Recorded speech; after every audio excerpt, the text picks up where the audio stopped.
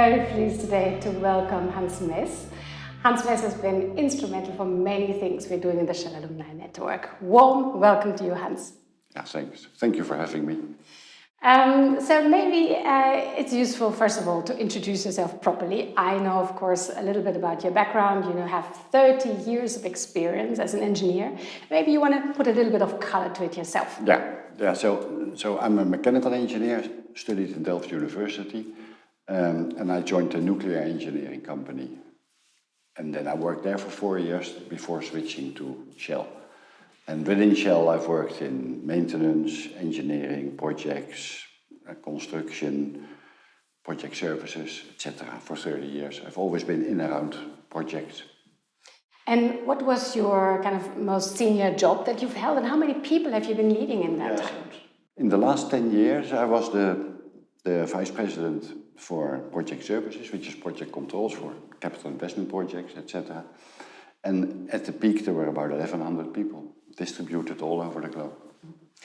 So you were known for your extremely strong networks, and that's why we're particularly happy to have you in the Shell Alumni Network, because this is also a network that really thrives on warm relationships and knowing who does what, and you always really had a great comprehension of who cares for what, who's good in what. So maybe a couple of words around what you're doing in the Shell Alumni Network, and what is the Shell Alumni Network to begin with? Yeah, Shell Alumni Network is, as the name says, right, it's a collection of people that have worked for Shell, long or short. And my job in the Shell Alumni Network is I'm the chairman of the supervisory board.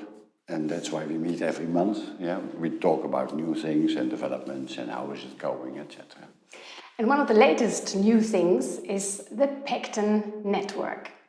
So let's explore that one a little bit, because it's completely new. It's the idea of bringing people together with Shell alumni background who are in the consulting space. So can you give us a bit of an example of why that is an important add to the existing Shell alumni network? Yeah, so as you said, there is several networks within the Shell Alumni Network, and it's a grassroots environment. And there was definitely a need for folks, specifically in the technical community, to know more about consultancy. Some of them are already experienced consultants, some have a huge amount of experience and expertise and want to be consultants. And combining those in a network seemed to be a good idea.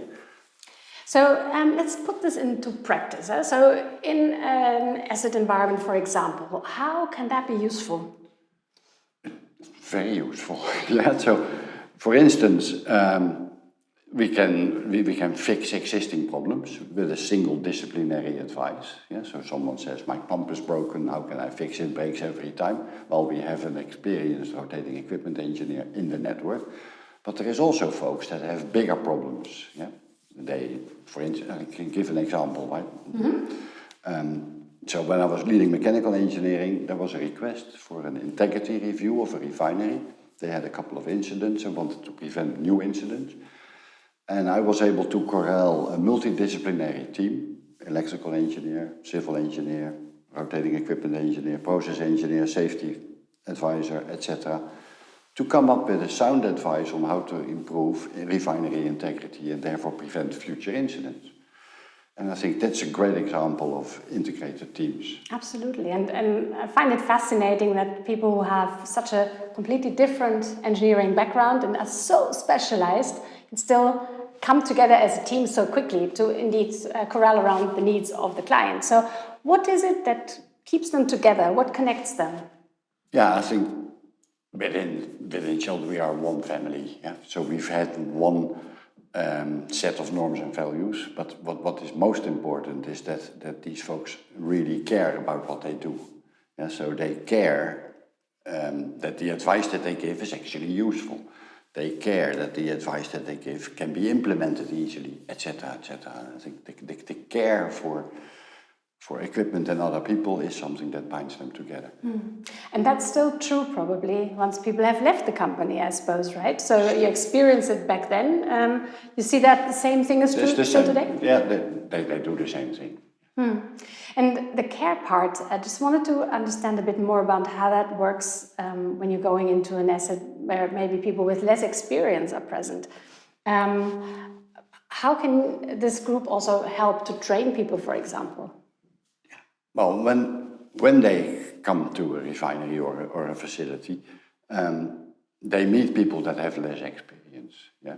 So number one, the care that they have for their equipment that radiates from them, so that brings it across.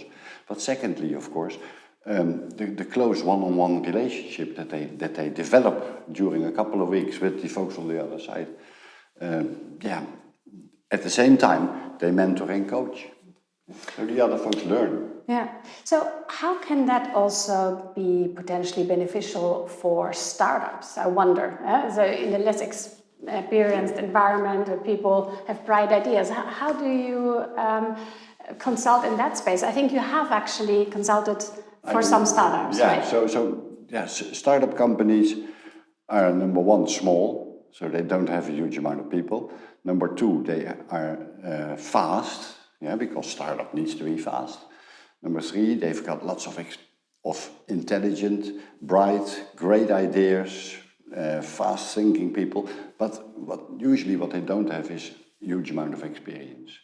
And that's where we can help them out. Yeah? You can coach individuals, you can provide expertise where they don't have it, etc. When it comes to Pecten, we've talked about the traditional asset environment, also the startup environment. But when you think about the next 5 to 10 years, really the future where we're all trying to contribute to energy transition, a more sustainable energy picture overall, is Pecten future-proof from your point of view? I think so. The new technologies always consist of old and new. Yeah? Think about the huge hype this moment around hydrogen. Well, hydrogen is the smallest molecule, but there is experience with hydrogen within the community already. Yeah? Refineries have got hydrogen in it, so that we've been operating with hydrogen for 125 years. So combining old and new, definitely I think is possible.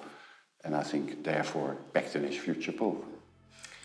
That is a very good message to close with. Thank you so much, Hans. I appreciate joining us here today, and we're looking forward to making that journey into the future together with you. Thank you. Yeah, thanks for having me.